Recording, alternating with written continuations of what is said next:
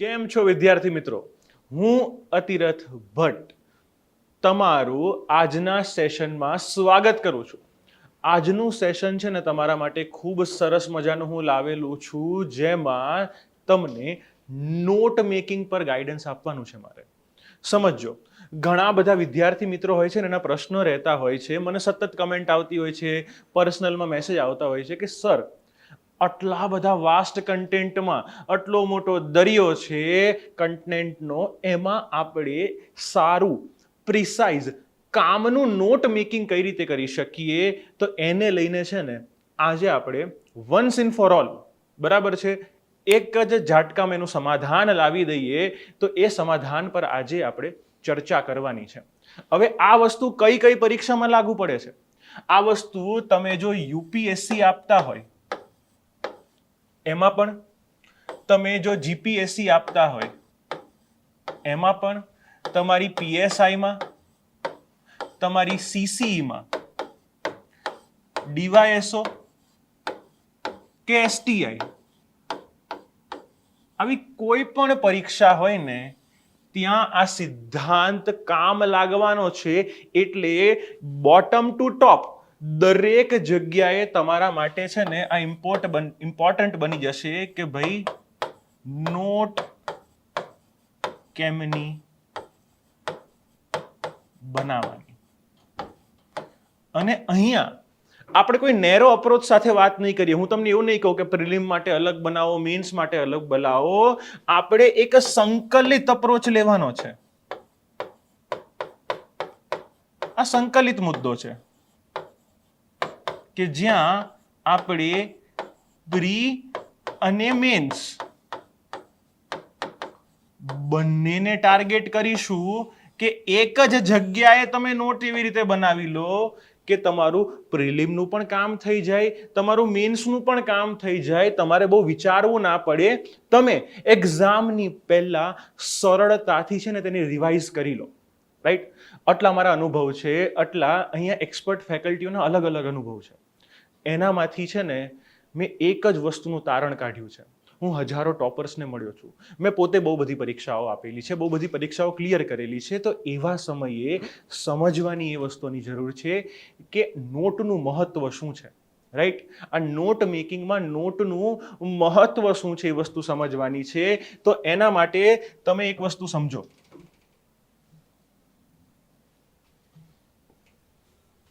એ ભાઈ,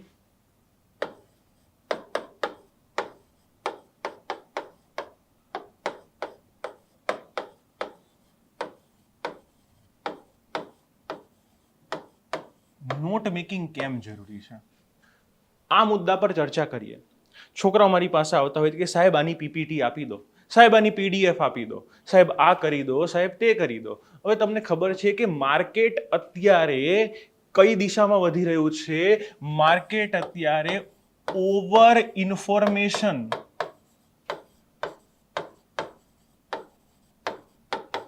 અને આપણે જેને કહીએ ઇન્ફોર્મેશન ઓવરલોડ, આ દિશામાં માર્કેટ આગળ વધી રહ્યું છે કે જેમાં એક એક વિષયો પર 5,000 10,000 પેજની ઘણી બધી નોટ અવેલેબલ હોય છે. તમે ટેલિગ્રામ ચેનલો ખોલીને જુઓ. રાઈટ? તમને અલગ અલગ ટેલિગ્રામ ચેનલ પર એક જ વિષયની કે ભાઈ અમારી બેસ્ટ નોટ છે, અમારી બેસ્ટ નોટ છે, અમારી બેસ્ટ નોટ છે. સાચી ભાષામાં વસ્તુ કહું તો દુનિયાની સૌથી બેસ્ટ નોટ કઈ? દુનિયાની સૌથી બેસ્ટ નોટ કઈ? એનો એક જ જવાબ છે ભાઈ,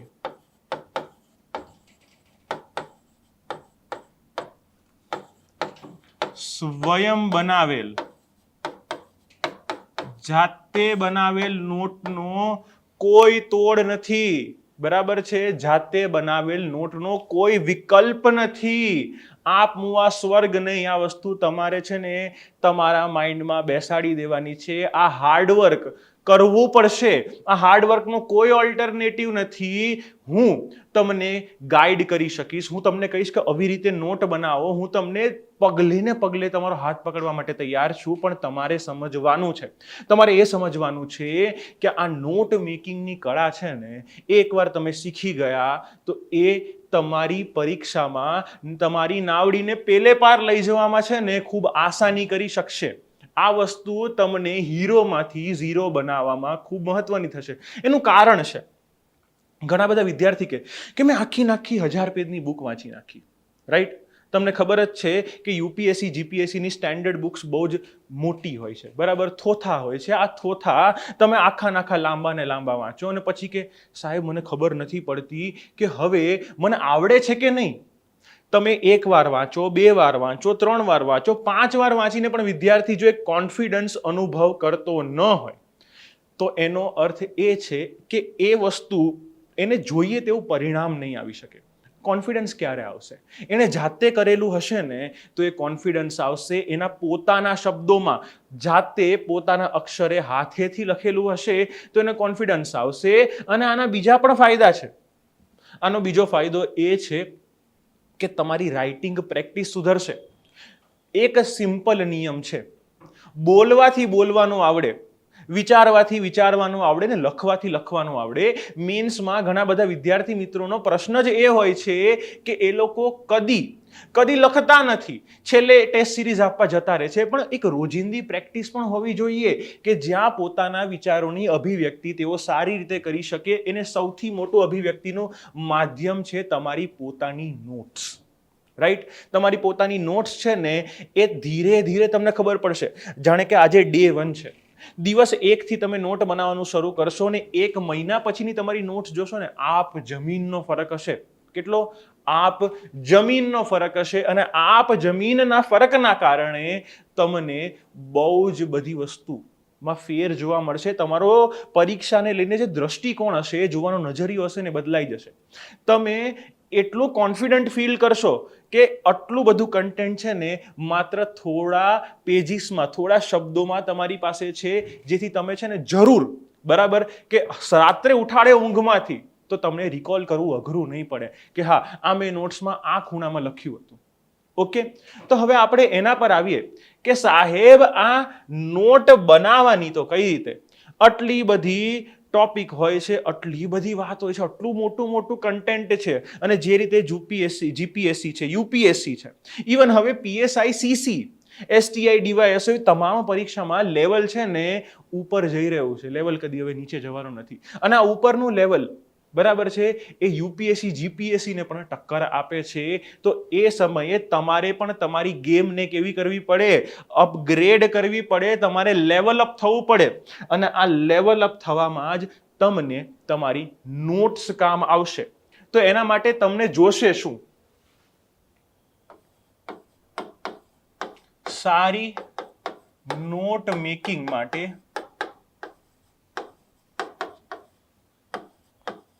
જરૂરી સંસાધનો. એક સારી નોટ મેકિંગ માટે જરૂરી સંસાધનો શું હોય? એવી તો આપણને કેવી વસ્તુની જરૂર પડે જેથી તમે સારી નોટ બનાવી શકો? તો કે બહુ ખાસ સંસાધનોની જરૂર નથી. પેન પેપરને તમારા બુદ્ધિની જરૂર છે. પણ હા, અહીંયા એક વસ્તુ સમજવાની જરૂર છે કે એક તો તમને જોશે કોરું બ્લેન્ક A4 પેપર, રાઈટ? તમારે શું કરવાનું છે? જે કોરા પેપર હોય છે એ લેવાના છે. બિલકુલ લાઈનવાળા લેવાના નથી, કારણ કે તમને ખબર છે કે હવે પરીક્ષાઓમાં કોરા પેપર આપે છે. અને જો લાઈનવાળા પેપર પણ આપતા હોય સીસી કે પીએસઆઈમાં તો એને તમે અત્યારે ઇગ્નોર કરો. કેમ? કારણ કે કોરા પેપરમાં જેને લખવાની ટેવ હશે ને એ ઓલરેડી લાઈનવાળા પેપરમાં બહુ વધારે સારી રીતે લખી જ લેવાનો છે. તો પહેલી વસ્તુ જોશે તમારે કોરું બ્લેન્ક પેપર. બીજી કઈ વસ્તુ જોશે? બીજી વસ્તુ જોશે પેન. પેનમાં કોઈ પણ 3 કલર પકડી લો. મારું અહીંયા અનુભવ એ છે કે તમે કાળી, ભૂરી અને લાલ આ 3 પેન વાપરો, કાળી, ભૂરી અને લાલ. કેમ 3 પેન વાપરવાનું કહું છું? જેથી તમને નોટ્સનો મેઇન ટોપિક, સબ ટોપિક અને પોઈન્ટ્સ આ 3 વચ્ચે અંતર કરવામાં સરળ પડે અને તમને નોટ્સ છે ને વાંચવા સમયે તમે સરળતાથી છે ને તેનું સેગ્રીગેશન કરી શકો, તેને અલગ અલગ વિભાગોમાં છે ને ડાયસેક્ટ કરી શકો, અલગ અલગ વિભાગોમાં તેને સ્થાપી શકો. એના માટે આ ખૂબ મહત્વનું બની જાય છે. બસ આ જ 2 વસ્તુની જરૂર છે. કંઈ વધારે સંસાધનો, આપણે કોઈ મોંઘા સંસાધનોમાં પડવાનું નથી કે આ વસાવી લો, તે વસાવી લો. બસ એક તમારી પાસે A4 સાઇઝનું પેપર હશે, એક તમારી પાસે કાળી, ભૂરી અને લાલ પેન હશે. બસ આ 30, 40, 50 રૂપિયાનો ખર્ચો છે. આ ખર્ચો તમે કરો એટલે તમે અન્ય હજારો વિદ્યાર્થી કરતા એ જ લઈ લેશો. આ વસ્તુ હું લખીને કહું છું. આ મારો વિડીયો જેટલા પણ વિદ્યાર્થી જોશે ને એમાંના 1% વિદ્યાર્થી છે ને ઇમ્પ્લિમેન્ટ કરશે. લખીને આપું છું. એટલા વર્ષનો મારો અનુભવ છે કે મેં હજારો વિદ્યાર્થીઓને આના વિશે જણાવેલું છે. પણ જેનામાં ધગસ રહેલી છે, જેનામાં જનૂન રહેલું છે, જેનામાં હાર્ડ વર્ક કરવામાં કોઈ પણ પ્રકારની પીછેહઠ નથી, એ વિદ્યાર્થી નોટ બનાવે છે. બાકી વિદ્યાર્થીઓ આળસમાં રહી જાય છે, કે છે કે ભાઈ કરીશું, ચાલે છે ને, આ મટીરિયલ છે ને, મટીરિયલ વાંચી લઈશ, અરે આ મટીરિયલ છે એમાં હાઇલાઇટ કરી લઈશ. ના ચાલે, રાઈટ? એ વસ્તુ ચોક્કસપણે તમને મદદ કરશે, પણ જે તમારા નોટ તમને મદદ કરવાની છે ને એવી મદદ કોઈ નહીં કરે, કોઈ નહીં કરે. કારણ કે જ્યારે એક્ઝામની પહેલા તમે 5-6 વાર તમારા નોટ્સ વાંચ્યા હશે કે જે દિવસે બનાવો એ ટાઈમે, એના પછી એના વિશે પણ હું ડિટેલમાં સમજાવીશ તમને કે નોટને રિવાઇઝ કેવી રીતે કરવાના. તો આ વસ્તુ છે ને તમને ખબર પડી જશે કે એક્ઝેક્ટલી મારા નોટના આ પેજ પર આ ખૂણામાં આ વસ્તુ લખેલી છે અને પેપરમાં છે ને તમે એ જ વસ્તુ સરળતાથી લખીને આવી શકો છો.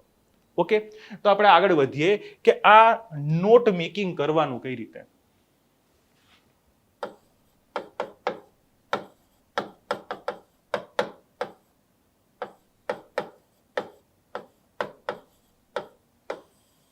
આ નોટ મેકિંગની કળા કામ કઈ રીતે કરે છે તો આપણે અહીંયા જોઈએ.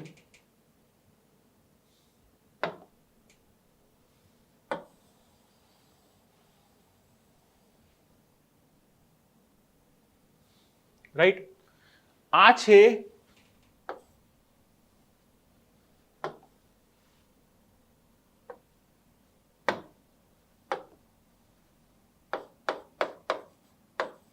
A4 સાઇઝનું પેપર, જેને તમે હોરિઝોન્ટલ રાખો. તમારે શું કરવાનું છે? એક A4 સાઇઝનું પેપર લેવાનું છે, એને એવી રીતે આડું કરી દેવાનું છે, હોરિઝોન્ટલ રાખી દેવાનું છે, જેથી તમે એનો મહત્તમ ઉપયોગ કરી શકો. રાઈટ, મહત્તમ ઉપયોગ કરી શકો. અને અહીંયા આપણી પ્રાયોરિટી શું રહેશે, પ્રાથમિકતા શું રહેશે? હંમેશા યાદ રાખવાનું, એક ટોપિક બરાબર એક A4 સાઇઝ પેજ. બસ, સિમ્પલ. આ વિચારધારા તમારે રાખવાની છે કે એક ટોપિકમાં દુનિયાની બધી જ માહિતી છે ને તમારું એક A4 સાઇઝના પેજમાં આવી જવી જોઈએ. Simple as that. આનાથી સરળ કશું બીજું નહીં હોય. હા, શરૂઆતમાં છે ને તમને રહેશે કે આ નાખી દઉં, પેલું નાખી દઉં, પેલું લખી નાખું, ફલાણું લખી નાખું, ઢીકડું બી લખી નાખું. નહીં, એકદમ પ્રિસાઇઝ અપ્રોચ સાથે ચાલવાનો છે. તમારી નોટ બરાબર છે, તમારી એક્ઝામ પાસ કરવાની એક પવિત્ર ગ્રંથ છે એવું માનીને ચાલવાનું. અને ગ્રંથમાં કોઈ ફાલતુની વાતો ના હોય. જે વસ્તુ ઓલરેડી તમને ખબર છે, જે વસ્તુ ઓલરેડી તમે માસ્ટર કરી લીધી છે, જે વસ્તુ સ્ટેટિક છે, જે તમે GCRT NCERTમાં લખવાનો છો, એને વધારે પડતી મેન્શન કરવાની જરૂર નથી. તમારે નોટ બનાવવાના અપ્રોચમાં કવર વધારવાનું છે. રાઈટ, એને રિવિઝન માટે વાપરો છો, એને પુસ્તક તરીકે વાપરતા નથી. તો તમે જે ઓલરેડી 1000 પેજની બુક વાંચો છો એ બેઠી ઉતારવાની નથી તમારે, તો પછી કોઈ મતલબ જ રહેતો નથી. તમારે એને પ્રિસાઇઝ રિવિઝન ટૂલ તરીકે બનાવવાનું છે. શું બનાવવાનું છે તમારે? એક સચોટ રિવિઝન ટૂલ, આ તમારું એક સચોટ રિવિઝન ટૂલ હશે. હવે આ A4 સાઇઝનું પેજ તમે હોરિઝોન્ટલી લીધું, એને લઈને તમે કેવી રીતે કામ કરશો, એના પર તમે કેવી રીતે નોટ બનાવશો, તો આપણે ઉદાહરણ લઈએ કે ભાઈ એક ટોપિક છે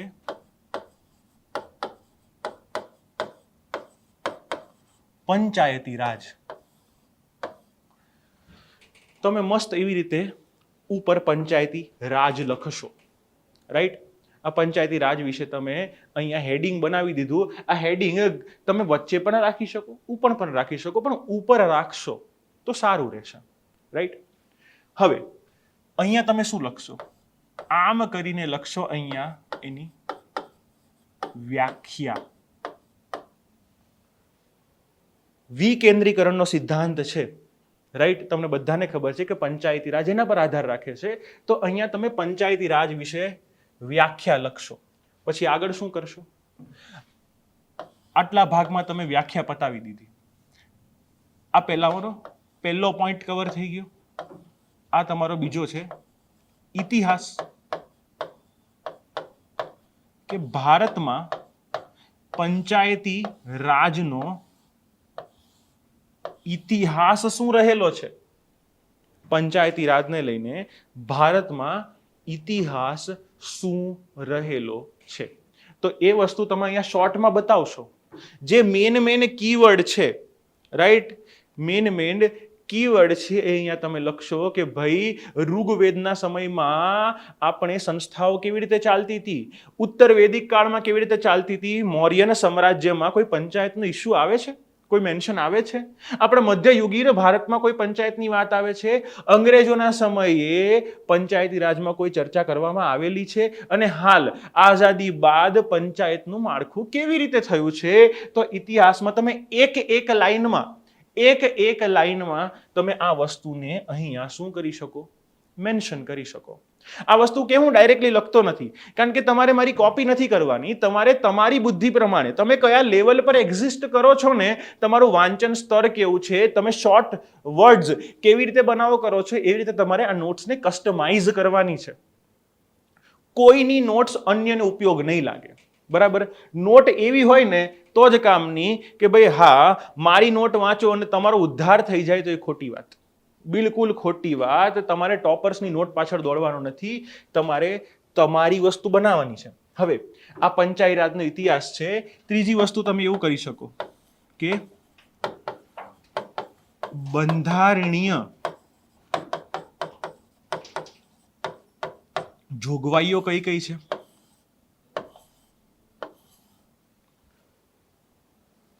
તમે અહીંયા બંધારણીય જોગવાઈ લખશો. પછી આગળ લખશો તમે કાયદાકીય જોગવાઈ, કે પંચાયતને લઈને કેવા કાયદા અસ્તિત્વમાં ધરાવે છે. તો 1/3 પેજમાં જ ઘણું બધું તમારું પ્રિલિમને લઈને કન્ટેન્ટ બની જશે. અહીંયા તમે ઇતિહાસ લખશો, અહીંયા તમે આર્ટિકલ લખશો કે ભાઈ 73મો સુધારો કરવામાં આવ્યો, તો અહીંયા 243 એ થી લઈને જ્યાં સુધી પંચાયતના અનુચ્છેદ ચાલે છે એને તમે વન વર્ડમાં મેન્શન કરો કે ભાઈ ઓકે આ આર્ટિકલ ગ્રામ સભાનો છે, આ આર્ટિકલ અહીંયા કમિટીઝ અલગ અલગ સમિતિઓને લઈને છે, આ આર્ટિકલ પંચાયત દ્વારા જે લઘુ કરો લાદવામાં આવે છે એને લઈને છે, આ આર્ટિકલમાં અલગ અલગ રિઝર્વેશનની વાત કરવામાં આવેલી છે. તે દરેક વસ્તુને તમે અહીંયા મેન્શન કરો. કાયદાકીય જોગવાઈમાં તમને જો ગુજરાતનો કોઈ કાયદો છે તો એને લઈને અહીંયા મેન્શન કરી શકો. ગુજરાત પંચાયત અધિનિયમ છે, એ પંચાયત અધિનિયમ વિશે જે મહત્વની બાબતો છે એ 4-5 બાબતો તમે અહીંયા લખી શકો. અહીંયા શું લખશો કે ભાઈ પંચાયતી રાજને લગતી સમિતિઓ.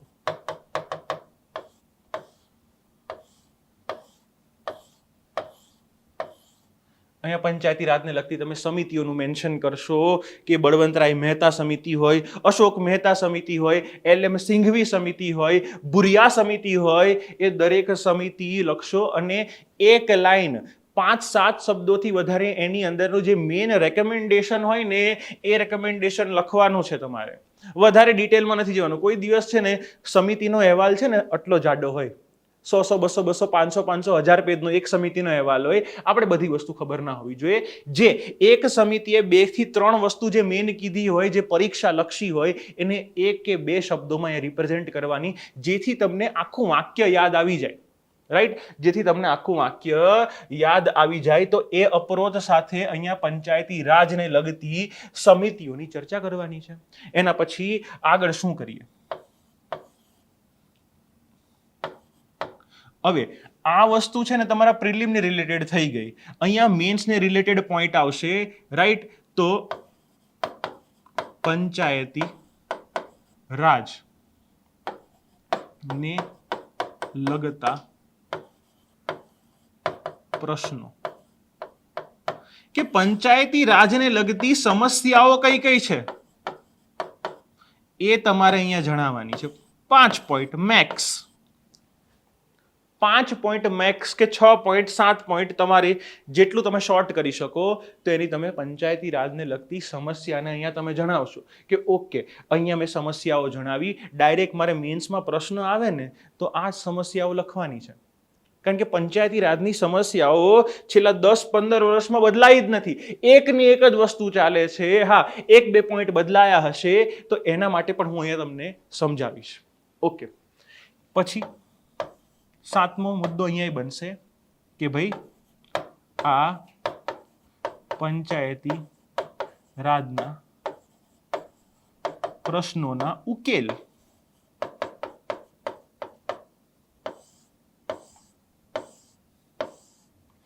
તો ઉકેલ માટે તમે અહીંયા પોઈન્ટ બતાવ્યા હશે કે ઓકે, કે સરપંચ પતિની સમસ્યા છે તો એનો ઉકેલ કઈ રીતે કરી શકાય. મહિલાઓના રિપ્રેઝન્ટેશનની સમસ્યા છે તો એનો ઉકેલ કઈ રીતે કરી શકાય. માઇનર ફોરેસ્ટ પ્રોડ્યુસના ઇસ્યુ છે તો એનો ઉકેલ કઈ રીતે કરી શકાય. ફંડ ફંક્શનરીના ઇસ્યુ છે તો એનો ઉકેલ કઈ રીતે કરી શકાય. જે ગ્રામ પંચાયતના સ્તરે સોશિયલ ઓડિટના પ્રશ્નો છે તો એનો ઉકેલ કઈ રીતે કરી શકાય. તો એ દરેક વસ્તુને તમારે અહીંયા શોર્ટમાં મેન્શન કરવાની છે. એક કોન્સેપ્ટ સમજ્યા પછી મેન્શન કરવાની છે. તો અહીંયા જો 2 સેક્શનમાં તમે કેટલી બધી વસ્તુ કવર કરી લીધી. રાઈટ, અહીંયા તમે લખશો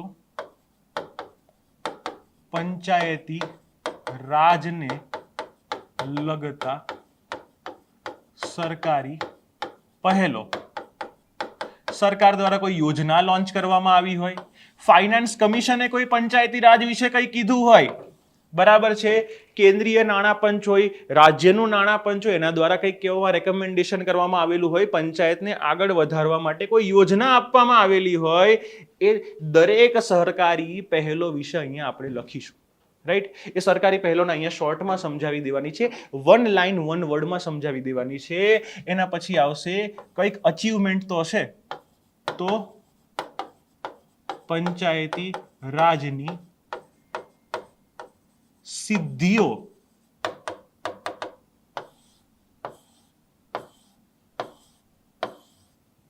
આ પંચાયતી રાજની સિદ્ધિઓ તમે અહીંયા લખશો. રાઈટ, પંચાયતી રાજની શું લખશો?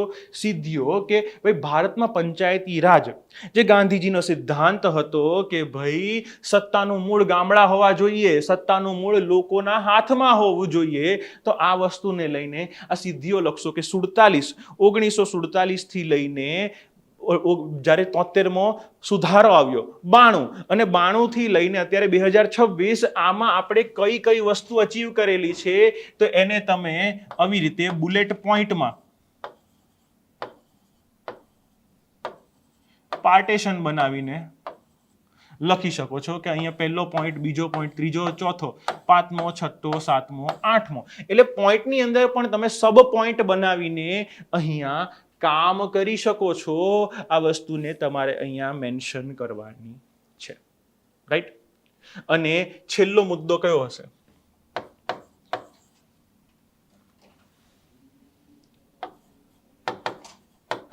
પંચાયત અને ભવિષ્યની રાહ.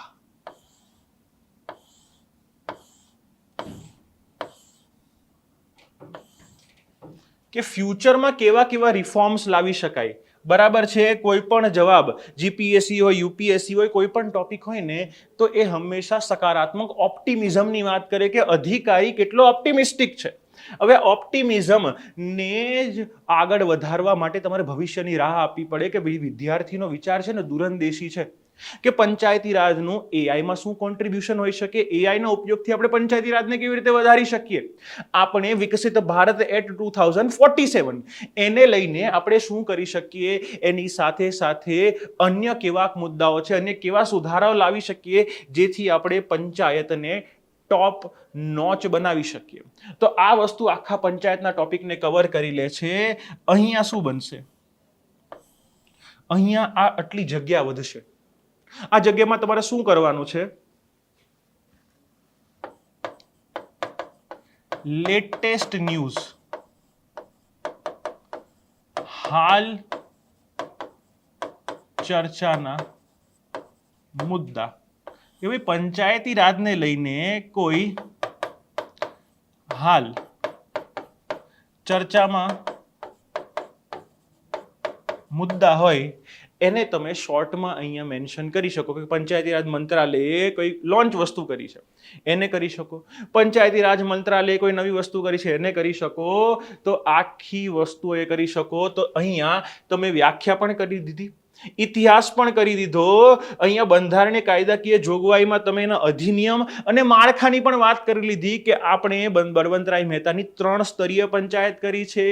ગામડા સ્તરે સરપંચ હશે, ગામડા સ્તરે તલાટી હશે, પછી તાલુકા સ્તરે ટીડીઓ સાહેબ હશે, એની સાથે કઈ પંચાયતના વડા હશે, જિલ્લા સ્તરે ડીડીઓ સાહેબ હશે, એના વડા હશે, અને એની આગળ શું હશે, વિકાસ કમિશનરેટ હશે, અને વિકાસ કમિશનરેટની ઉપર હશે પંચાયતી રાજ મંત્રાલય. તો આ આખું સ્ટ્રક્ચરને છે ને તમે અહીંયા શોર્ટમાં મેન્શન કરી શકો છો. એના માટે તમે નાનો એવો ફ્લો ચાર્ટ પણ બનાવી શકો છો જે અહીંયા તમને કામ આવી શકે કે તમે અહીંયા આ લાઈનો બનાવી છે એની જગ્યાએ બસ આટલો નાનો ફ્લો ચાર્ટ બનાવી દો અને તમે સાઈડમાં પોઈન્ટને લખી દો. આ એક પેજ તમારા કેટલા સમયને બચાવશે, આ એક પેજ તમને બહુ બધું કામ કરીને આવશે. આખો એક ટોપિકમાં જરૂરી 99% વસ્તુઓ છે ને તમારી અહીંયા આવી ગઈ.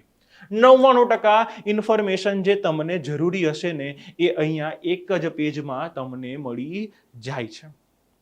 રાઈટ? તો આ વસ્તુ મહત્વની છે. હવે મેં તમને કીધું હતું કે 3 પ્રકારની પેન વાપરવાની છે. કયા 3 પ્રકારની પેન?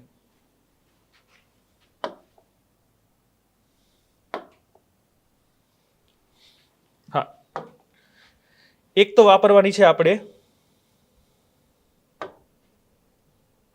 લાલ. લાલનો ઉપયોગ તમે અહીંયા કરશો.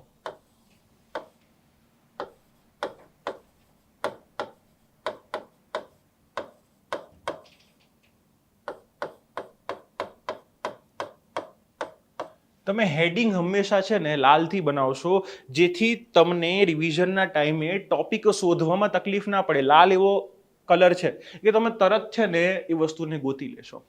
કાળાથી તમે શું કરશો, સબ હેડિંગ બનાવશો. સબ હેડિંગ કાળા કલરથી બનાવશો અને પછી અહીંયા બ્લુ કલરથી આ લખાણ છે ને તમારું બધું કેવા કલરનું હશે,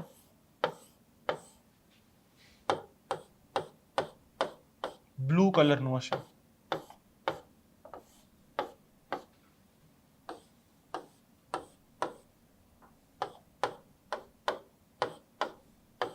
આ મેથડ, આ નોટ બનાવવાની આ મેથડે મને જેટલી સહાયતા કરી છે ને એક્ઝામ્સમાં, હું એનો બહુ જ મોટો પોતે આભારી રહેલું છું. પણ આ વસ્તુ મને શીખવામાં ઘણો સમય લાગી ગયો. અમારા વખતે આ વસ્તુ કોઈ કહેવા વાળું હતું નહીં, પણ મારી ઈચ્છા છે કે જે અમારા સમયમાં જે લોકોએ ભૂલો કરી છે એ ભૂલોનો સામનો આજનો વિદ્યાર્થી ના કરે, જ્યાં કોમ્પિટિશનની માત્રા આટલી બધી વધી ગઈ છે.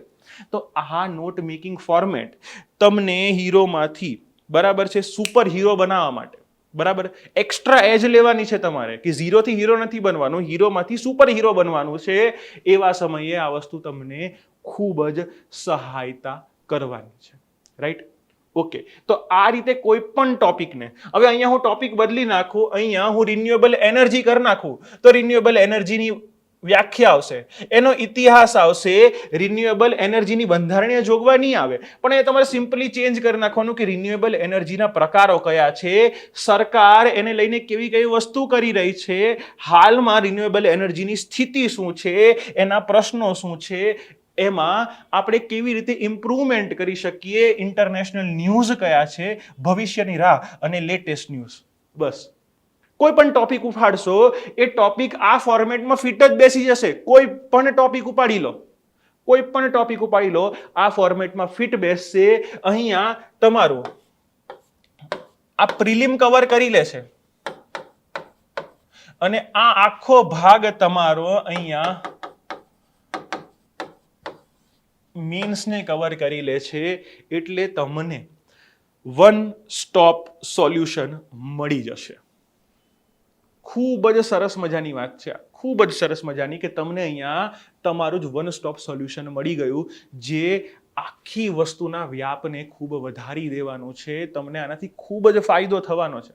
આ વસ્તુ તમે મગજમાં રાખીને ચાલો. હવે આ એકવાર બની ગયું, રાઈટ, તમે ડેલી આ વસ્તુ બનાવવાની કોશિશ શરૂ કરી દીધી, તમે બનાવી પણ દીધી, તો હવે આનું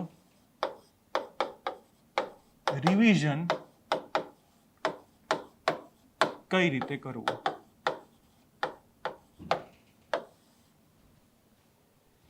હવે આ નોટ્સ કેવી રીતે બનાવવાની છે તમે જો. આ નોટ્સ બનાવી હશે તો માન લો કે રોજના તમે કેટલા ટોપિક પકડ્યા, રોજના 3 થી 4 ટોપિક પકડ્યા, બહુ વધારે નથી પકડવાના. કેટલા? રોજના 3 થી 4. મહિનાના થશે 90 થી 100 અને મહત્તમ 6 મહિના થશે ને તો તમે બધા ટોપિક કવર કરી લીધા હશે, બધા સબ્જેક્ટના. તો અહીંયા તમે 600 થી 700 પેજ માં મીન્સને પ્રીકમ મીન્સને લગતા તમામ મહત્વના ટોપિક્સ કવર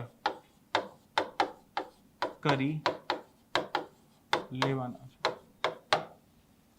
માત્ર 600 થી 700 પેજ.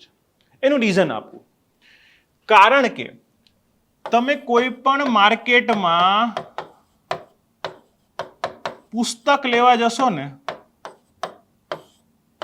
તો એ પુસ્તક એક જ વિષયનું કેટલું હશે?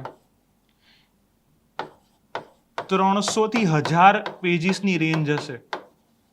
જેવો વિષય બરાબર બેર મિનિમમ 300 પેજનું હશે, મેક્સિમમ 1000-1200 પેજનું આ પુસ્તક હશે.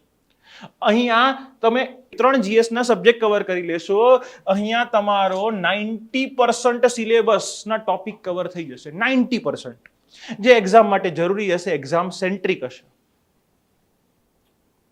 અને એમાં કરંટ પણ કવર થઈ જશે. વિચાર લો, તમે કરંટ માટે પણ એક બોક્સ રાખેલું છે, રાઈટ. અને વધારે અપગ્રેડ બનાવવું હોય તો તમે માન લો કે પરીક્ષાના 2 મહિના પહેલા કોઈ નવી વસ્તુ એને લઈને આવી, તો એ જે સ્પેસ ખોખું બનાવ્યું ને, એ ખોખાને ખાલી મૂકવાનું હોય. એ ખોખામાં રોજે રોજ લખવાની જરૂર નથી.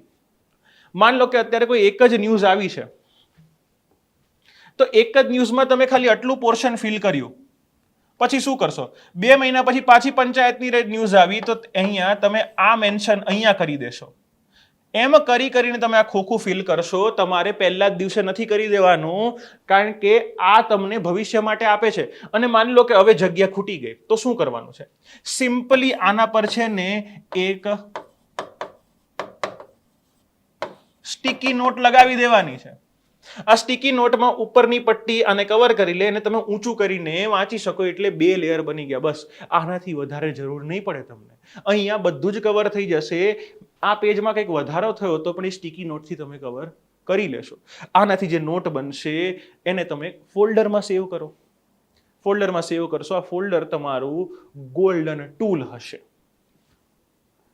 હવે આનો આ હિસાબ મળે છે. કે 6 મહિનામાં તમે સારી એવી વસ્તુ કવર કરી લો, સારી એવી વસ્તુ. મને નહીં લાગતું કે આનાથી વધારે સમય તમને લાગે જો તમે કન્સિસ્ટન્ટલી રોજના 3 થી 4 ટોપિકને લઈને આ નોટ બનાવો. બરાબર છે? આગળ વધીએ.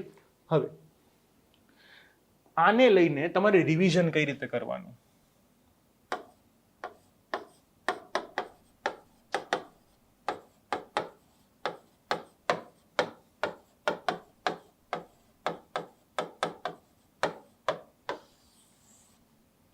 રિવિઝન કઈ રીતે કરી શકાય?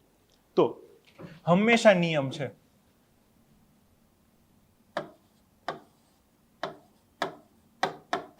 ત્રણ પહેલા, બે પરીક્ષા સમયે. આ મારો પોતાનો રૂલ છે, આ મારો પોતાનો રૂલ છે. 5 રિવિઝન છે ને તમને કોઈ પણ ટોપિક પર કમાન્ડ કેળવવા માટે જરૂરી છે. હવે છોકરા પૂછે કે 5 રિવિઝન, આટલા બધા રિવિઝન હું ક્યારે કરી રહીશ? તો સિમ્પલ વાત છે. 5 રિવિઝનમાં પહેલું કે નોટ બનાવો એ જ દિવસે તમારે રિવાઇઝ કરી લેવાનું.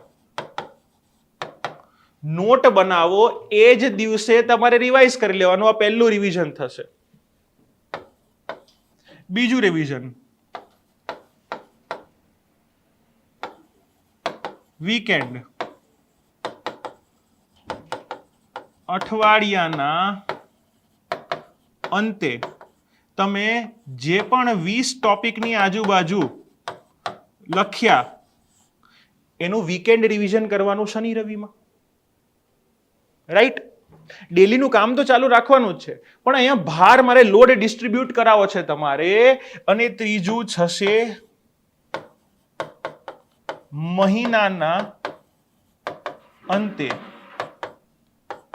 Rapid revision. મહિનાના અંતનું આ રેપિડ રિવિઝન આ 3 વાર થઈ જશે. પરીક્ષા સમય 1 વારનું ક્યારે થશે? કે પરીક્ષાના 1 મહિના પહેલા. રાઈટ? પરીક્ષાના 1 મહિના પહેલા તમારું બધું રિવાઇઝ થઈ જવું જોઈએ. રાઈટ? તો એ સમયે તમે 2-3 દિવસ, 4 દિવસ, 5 દિવસ ફાળવીને પરીક્ષાના દિવસ પહેલાનું રિવિઝન કરી શકશો. અને છેલ્લું રિવિઝન ટોપિક વાઇઝ પેપર મુજબ.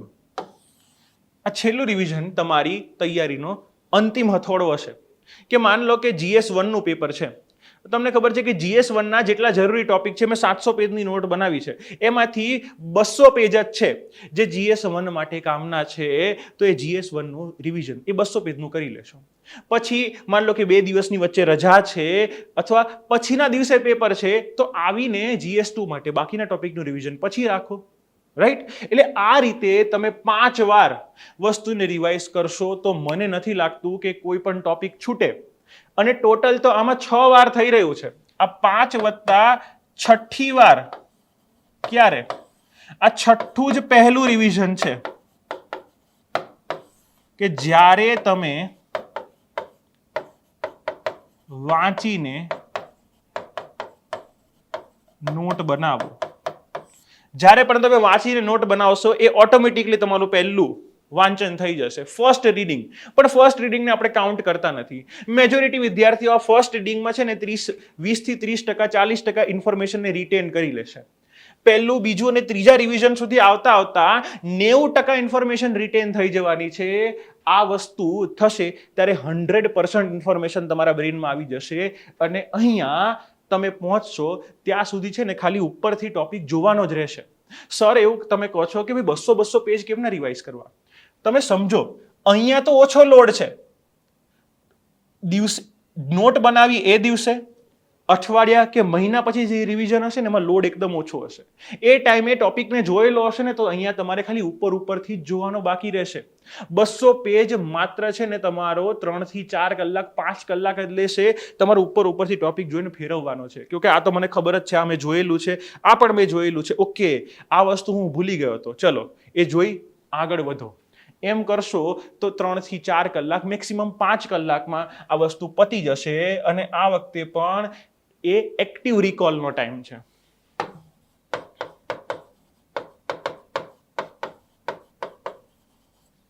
એક્ટિવ રિકોલ તમે 6ઠ્ઠી વાર કરશો કે તમે નોટ ખોલી અને મૂકી દીધી અને જાતે જ વિચારવાનું શરૂ કરી દીધું કે વ્યાખ્યા છે, ટોપિક આ છે, આંખ બંધ કરીને આંખ આમ બંધ કરી દીધી અને બધી વસ્તુ બોલવાની શરૂ કરી દીધી. તમે આખી વસ્તુ મનમાં બોલી નાખીને પછી તમે નીચે જોઈને જો ઓકે કઈ વસ્તુ મને યાદ હતી, કઈ વસ્તુ છૂટી ગઈ. એ છૂટેલી એકાદ વસ્તુ જ હશે, કંઈ વધારે નહીં હોય. એ વસ્તુ કરીશો એટલે તમારું ડન, તમારો ટોપિક ડન. અને આ રીતે આ મેથડથી સ્ટ્રક્ચર્ડ વેમાં તમે આગળ વધશો ને તો તમને એક્ઝામ પાસ કરવામાં, એ પ્રિલિમ હોય કે મેન્સ હોય, કોઈ રોકી નહીં શકે. રાઈટ? એસ્પેશિયલી મેન્સને લઈને.